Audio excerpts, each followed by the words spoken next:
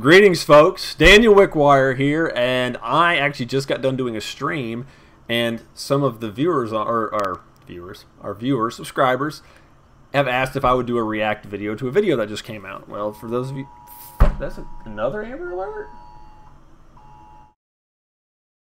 That's how we start videos out, with Amber Alerts. So in all seriousness, I hope they get it resolved quickly, properly, and everybody goes where they're supposed to go, because that shit's not good. Anyway, I'm a big Gundam fan, for those of you that may or may not know. I absolutely love Gundam. It's up there, like I said, Godzilla Gundam, that's the big shit for me. They did a Gundam battle of the original RX-78-2 Gundam versus Optimus Prime G1 from Transformers. I'm going to watch this video from Death Battle and react to it, which probably won't be the best reactions in the world, but we'll see. Apparently, it's not in my favor, but I'm going to watch it anyway. Don't know exactly everything. I don't know everything that happens, but yeah, we're going to watch it. I skipped the fucking battle because I don't care.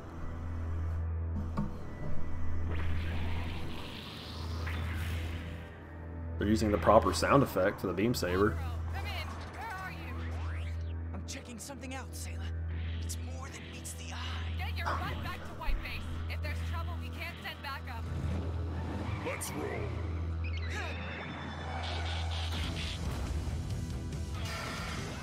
It's an enemy motion. I told you. I told you. That's too fast. I've never really considered.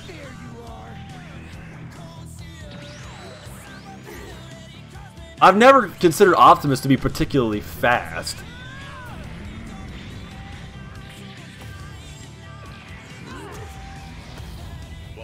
Decepticon, I have been in battle for countless eons.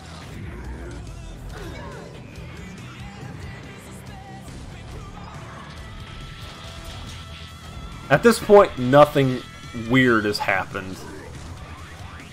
Because I've seen, like, the entire first season of G1 Transformers. Oh! Not today. Bitch. How come? Never mind. Is there only one shot left, Amuro?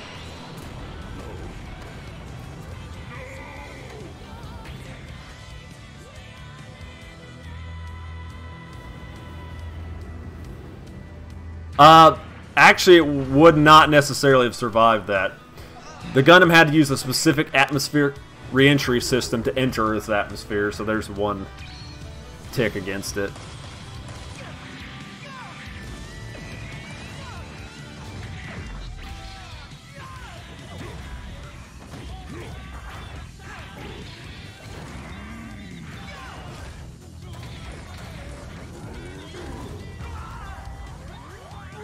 I'm not going to be the best reaction to this, because it's not like a terrible fight. Aside from him doing a burnout on his face, you know, whatever.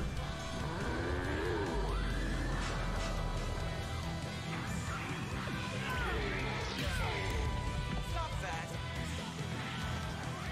I'm just bad. I must stand, so you shall fall.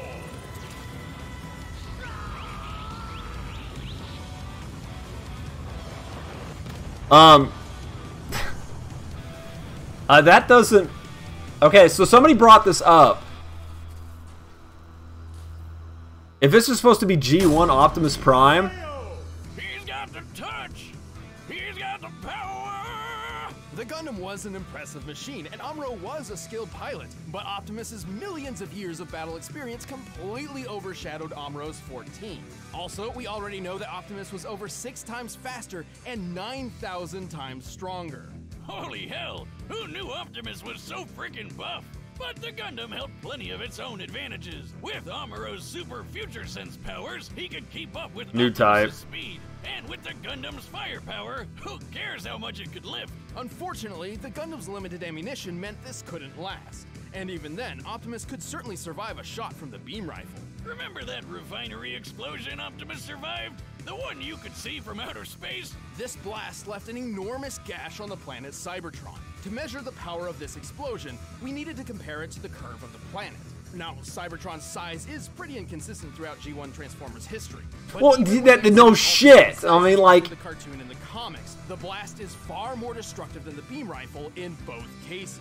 And Optimus just walked right out of that bitch. And this isn't some weird outlier just out of the comics either. In the cartoon, Megatron survived a blast that pushed Cybertron out of orbit. And he's pretty comparable to Optimus. To be fair, the Gundam boasted some impressive durability. oh, see, well, that's the one thing I don't get though, because Accidentally blew up. dude, he got like shot like a handful of times and got his ass beat a little bit by Megatron and fucking died from it. This is what I'm talking about. This is the inconsistencies I'm talking. Amro's father. Whoops. On the bright side, he's gonna save some money on Father's Day gifts, right? And with his heightened mind, we deduced the scope of the explosion. It's over 150,000 kilotons of TNT. That's 10,000 times more powerful than the bomb that dropped on It's a little Hiroshima, exaggerated, which man. Still nowhere close to the refinery explosion Optimus survived. Also, the Gundam couldn't dodge Optimus's ion blaster forever. It was fast enough to strike targets in orbit from ground level. That puts its laser speed over 3 million miles per hour. Even when he knew it was coming, Amuro couldn't react quick enough to dodge or block anything that fast. And even then, Optimus's time in the Omni-Globe proves he can think way faster Okay. than Amuro. Well, they put it against the okay. In order to obliterate Unicron with the Matrix, the energy output must have equaled more than 40 yotatons of TNT. Like the Star Wars game. And you know what they say, size matters not, especially when Optimus has defeated opponents as big as Devastator. The Gundam was a powerful mobile suit with some astonishing firepower, but was ultimately outmatched by the Autobot's strength, speed, durability, and experience. I'd say Optimus was primed for this fight. The winner is... Okay, hold on. This is the problem here. I instantly get this. Okay, I got that Optimus won this fight. And here's the biggest issue they've done. The RX-78-2 Gundam has been generally static across majority of its appearances. Yes, it's fluctuated a little bit. They're taking continuity differences of Optimus Prime, abilities, what have you, from a massive span of time. What they should have done, if they were going to do this, is they should have put Optimus up against the new Gundam, or the High New Gundam, which have been the strongest iteration of the Gundam that Amuro piloted. They should not have put it against the original RX-78-2. That's my problem with this. And admittedly, again, they're both shows. This is fan stuff. It's inconsistent as shit. And that's just how it is. I mean, that's the point of these. There's no basis for any of these in reality. Like, I know it's a cartoon show, whatever. And you're taking you're taking two separate shows. You're taking Transformers, which is generally considered a super robot show, or a transforming robot show, because that's really what it is. It's a super robot show with the, like, Gao Gaigar or fucking Evangelion, or no, maybe, yeah, Evangelion would probably fall on that. Maybe not so much, but like ludicrous. Okay, Gurren Lagann, super robot shows, just stupid, ridiculous powers, abilities, strong as all can get out. Gundam, while it falls in Thanos wins, does. Jet Jaguar should have won. The Gundam is from what is called a subcategory of the mecha genre called Real Robot.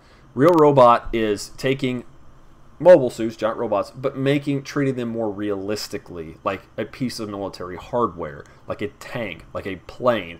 Yes, I know later they get like the Psychomu systems and they get a little more out there with it, but they try to ground it in the show's reality as much as possible. Ergo, they're not undefeatable. They've got a limited amount of ammo. They've got a limited amount of energy. They can't lift a fucking planet and throw it at another one. You're taking two animals against like entirely different, or not animals, two creatures or entities from two entirely different show genres, massively different show genres. So it's not even, I mean, it's just, it doesn't line up. It doesn't line up at all. It's like saying, let's have Jackie Chan fight Saitama from One Punch Man. They're both really good fighters, but you have a massive difference in abilities and powers in two entirely different categories of shows. So it does not line up. That's fine, you know, that they did this. In the fight, the animation was good. They did good sound effects, all that stuff. So that, you know, good for them. They do a good job with that. I haven't watched a Death Battle in forever. So, you know, it was entertaining. It is what it is. I just figured I'd point out some inconsistencies. But again, they're inconsistent shows. So it is, again, what it is. Let's see. Did they change the size of the Gundam mechs to make them the same size? No, they did not. Gundam sizes fluctuate a lot as the series went on. They actually, in 0079, Gundams were usually about 17 meters tall. And as they went on later in the UC timeline, they got larger. And then after, sometime when they got to the UC 100 time period, they did the Federation downsizing project, which means they made a lot of the mobile suits smaller because they kept getting bigger and bigger and bigger and bigger and blah, blah, blah.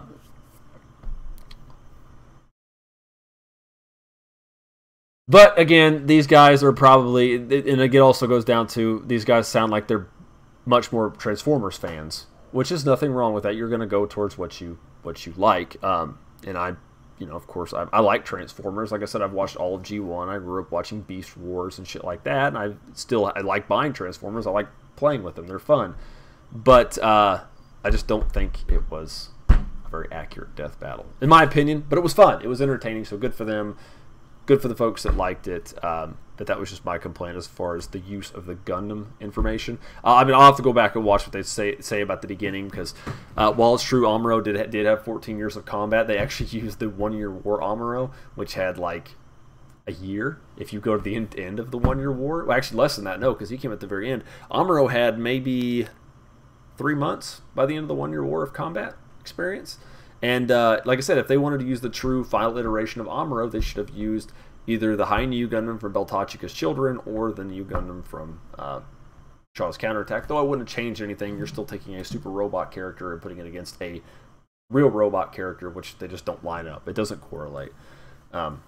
Thanos wins. And they said, Legend says it's not new for Death Battle in the Godzilla vs. Gamera when they talked about Godzilla's power. They talked about Showa and Heisei Godzilla if they were the same power level. Yeah, like it's the same creature. It's not. The Heisei Godzilla is different than the classic Godzilla. Their abilities aren't the same. It doesn't correlate. It's like they did with Optimus. They did Optimus Prime, and then like you take all of his strengths, abilities, accomplishments from his early 80s he came out, almost 40-year career of this character, and you have the original Gundam, which was a mobile suit that was used in literally a little over 3 months, 3 to 4 months in the timeline of the Gundam show. It was used till the end of the 1 Year War, and that was it, where it was destroyed by another machine. So it's not like, you know, it wasn't defeated by a super robot. It was beat by another pilot and another machine that was not a Gundam. So you're not. It's not even the same thing. And again, you know, Optimus Prime was killed after fighting Megatron, after fighting each other and getting shot, and then he died. So whatever. What do I know? Yeah, that's it. I guess, I don't know. It's probably a shitty React video. I'm gonna save this and cut it up and fuck around with it. I don't know when it'll come out, but it'll come out eventually. But I don't like it. But good for them. But thank you guys for tuning in, and you all have a good one. And yeah, I stream Wednesday and Saturday at 9 p.m. So, and there's a Discord. It'll be in the link. So check that out. You guys have a good night. Thank you.